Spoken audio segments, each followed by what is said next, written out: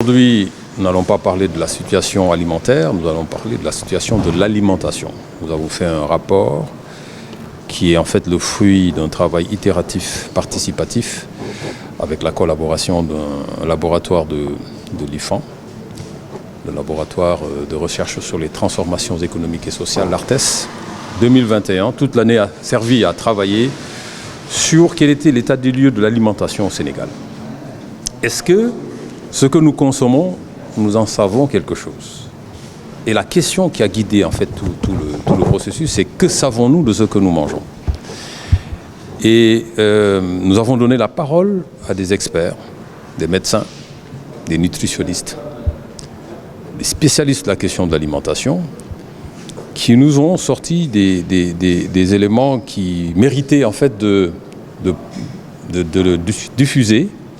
Et lorsque le rapport a été finalisé, le chef de l'État a demandé au secrétaire général, le ministre secrétaire général du gouvernement, de veiller à ce que ce rapport, les résultats de ce rapport-là, soient partagés avec les acteurs territoriaux.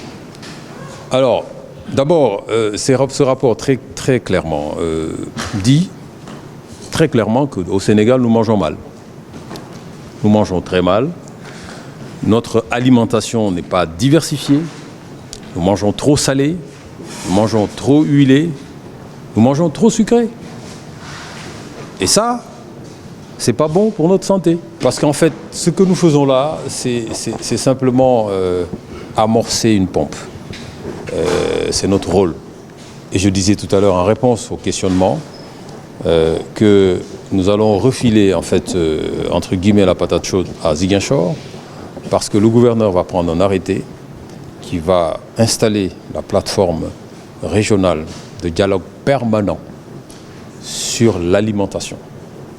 Parce que la finalité de ça, c'est quoi?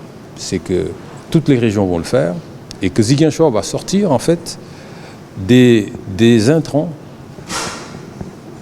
pour alimenter, on va le dire comme ça, la plateforme nationale. Parce que ce qu'on veut à la fin, c'est l'élaboration d'un guide, contribuer à l'élaboration d'un guide national sur l'alimentation. Non pas pour nous sommes aujourd'hui en train de vivre, en réalité, les soubresauts d'une situation géopolitique qui impacte notamment les céréales, beaucoup de produits, les huiles, etc., qui font que les produits de première nécessité sont devenus très chers un peu partout dans le monde.